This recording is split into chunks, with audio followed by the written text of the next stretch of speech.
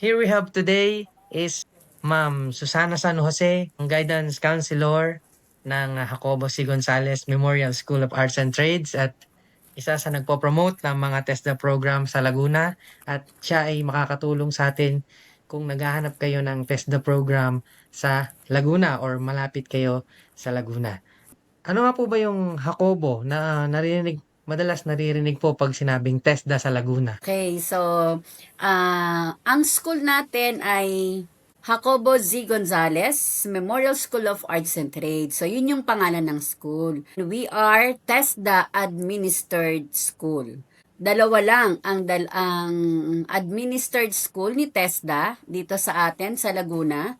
Isa tayo at ang isa ay yung sa Kalawan, Laguna. Yung LLD, under ng LLDA. Nasa loob sila ng compound ng LLDA. So, si Jacobo, dati na siyang school since 1960 at ito ay naging under ni TESDA nung nagkaroon ng trifocalization sa education. Binukod ang CHED is the Higher Commission on Higher Education. Binukod ang DepEd, yung elementary and high school. At si TechVoc, since we are offering technical vocational courses, yo ay na-under ni TESDA. Okay, so kaya ngayon, yung mga courses natin na ino-offer ay sinacertify ni TESDA. Kaya nagkaroon ng National Certificate NC1, NC2, NC3, and NC4. Yun. So, at least nabigyan tayo ng overview at ang kadalasang tanong ng mga gusto mag-TESDA, lalo mga malapit dyan sa atin sa Binyan or Laguna or Cavite, ay libre po ba talaga ang training ni TESDA? Yes. If it's under TWSP or the Training for Work Scholarship Program, ito ay libre. No tuition fee, no miscellaneous fee, at meron pa silang allowance na tinatanggap. So, kung halimbawa ang mag-aaral ay interested sa bread and pastry, cookery, keeping, yan ay under tourism sector. Kung sila naman ay interested for automotive servicing NC1, NC2, shielded metal arc welding NC1, NC2, yan po ay yung nasa automotive and metals sector. Kung sila naman po ay interested sa electronics, mechatronics, EPAS, or CSS, Computer System Servicing NC2, yan ay nasa electronics sector. Yan. And then we also have the English language for Language Institute. Ang mga courses natin na under TWSP ay may allowance na 160 pesos per day. Libre ang kanilang assessment fee. Libre ang kanilang training fee. Meron silang insurance, group accident insurance, at libre yung kanilang mga IDs, yung kanilang mga ibinibigay ng yung mga projects na ibinibigay ng mga trainers. So, napakaganda ng programa ng TESTA. Yun. So, mga gusto mag-TESDA, yan, bigay na ni ma'am kung ano yung mga freebies. Ang kulang na lang ay kayo ang Yes. mag-enroll. Yung mag-aaral, ang kulang. Kulang na kulang. Paano po sila makakapag-enroll kung nakita na nila itong video na 'to, ma'am? Gusto nila magpunta diyan po sa Jacobo. Online po ba ito or pupunta diyan? Yes. Okay, pwede naman silang online registration. Pwede din naman silang personal na pumunta dito. Mas maganda kasi hindi lang isa yung kanilang pipiliin kung ano yung nabasa nila. Mamimili sila ng mas marami kasi nasa 40, more than 40 na ngayon ang mga courses offerings natin. May mga micro-credentials tayo, yung pang maiksian lang, 5 days, 10 days, yan, na ano siya, kumbaga in demand. Ito ay kinandak agad ng December 12 ng isang section, and then sumunod ay January para sa dalawang section. At ngayon ay meron na ulit na bubuksan dahil ang dami nga nilang applicants. So, bawat isang section, 25 ang scholar. So, hindi siya pwedeng buksan ng hindi kumpletong 25. Kaya first come, first serve. So, lahat ng mga interested, magpunta kayo dito. Dahil inaantabayan natin lahat ng mga courses na ibababa ni TESDA kung ano yung mga under ng TWSP. Ma'am, yun po ay bagong course. Ano po? Yes, Kasi virtual yes, assistant. So, related yes. sa mga It's in-demand ngayon 13 days. na And jobs. pure online ha, pure online. Pure online. Yun. So, kung sino yung mga ano dyan, interested sa pagiging virtual assistant. So, Mm. yung work neto ma'am is parang work from home sila, di ba ma'am? Pag Yes, ganun. work from home. Yun ang kagandahan. Ang requirement lang nito is dapat marunong kang meron kang laptop, sariling laptop Mm. or desktop or tablet. Kasi ang inyong pag-aaral ay naka-online at dapat yun yung gagamitin mo. Para pag ikaw ay mag-a-apply ng trabaho, at least meron ka ng gamit. Investment na rin po sa magiging job nila. Yes, correct. Meron din pong nagtatanong na ano po bang age yung pwede mag-enroll? Halimbawa po, tapos ng grade 10, pwede na po ba yun? Or kailangan po ba tapos ng grade 12? So, ano po Okay. yung tamang age para mag-enroll? Meron tayong tapos ng grade 10 na tinatanggap provided sila ay 18 years old na. Yan. Kasi kailangan, Hmm. after ng training mo, magamit mo siya for employment. Kung ikaw ay 16 years old pa lang, hindi ka pa may employ, 'di ba? So kaya kahit grade 10, basta siya ay 18 years old pataas, pwede. And sa VA, Okay po. kahit 30, 40, yan, pwede pa yan. Kahit anong kurso natin, as long as interested silang mag-enroll. So, yung pong mga grade 10, tapos ng grade 10 na hindi pa 18, so hindi pa po Hindi sila pa, oo. pwede. Kasi kailangan ang requirement ni TESDA is makapagtrabaho lahat ng mga bibigyan natin ng skills training, Trainings. 'di ba? Kaya ngayon TWSPI Training for Work Scholarship Program. Scholarship. Okay po. So, yun. May nagtatanong po, yung mga national, may bearing po ba talaga pag nag-apply ng trabaho pag may NC2? Ayun po yung tinatanong, kailangan ba talaga siya? Bakit kailangan may NC2 pag nag-a-apply? Okay. So kapag ikaw ay merong national certificate NC 1, 2, 3, or 4, that's already an edge dun sa mga makakasabay mo pag ikaw ay mag apply ng trabaho. Bakit? Kasi malaki ang puntos nito. Malaki ang advantage ng may hawak na national certificate dahil ito yung proof na skillful ka on that particular area.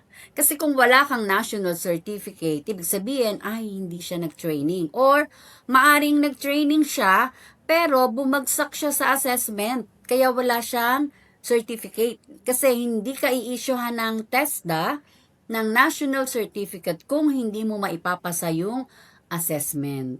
No? So, kaya yun ang importante. Advantage ng holder ka ng NC. And one thing, kahit ikaw ay graduate na ng college, pag ikaw ay nag-apply ng trabaho, may puntos, malaki ang puntos ng holder ka ng national certificate. Yung mga empleyado sa company, even yung mga line leaders, they can use it for promotion advantage, no? And kung magpuput up ka ng business, hinahanap din kung ikaw ba ay holder ng national certificate na area mo, kung ano yung business mo na itatayo. So, napakaganda at napaka-advantageous ito sa mga may hawak ng national certificate. Yun. So, maganda po yung sinabi niyo, ma'am. At ako Mhm. naman po, dahil na-employ dito sa abroad ay yung national certificate, recognized nila kasi may Yes. skills assessment pa rin po papunta dito at Oo. yun, may certain na ano po dun. Halimbawa po, pag welder, imbis na 5 years ang hinihingi for skills Experience. assessment, pwede Ah. ng 3 years kasi may NC2 ka. Yes, o 'di ba? International 'yun. Okay, that's good. May points din talaga. Oo, okay. Salamat po, ma'am, at puwede niyo pong i-promote uli yung ating mga programs, saan po kayo mako-contact para po Mm, maka-inquire po yung mga ating mga, nanonood ng ating, interview. 'di ba? So yung diploma program natin na dating tatlong tatlong qualification lang, Diploma in Automotive Technology, Diploma in Mechatronics Engineering Technology, Diploma in Hospitality Management na dagdagan na ngayon ng isa.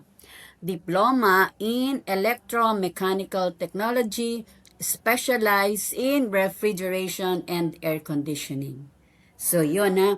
Ito po ay particularly para sa mga tapos ng senior high school. Senior high. Sila po ay 18 years old.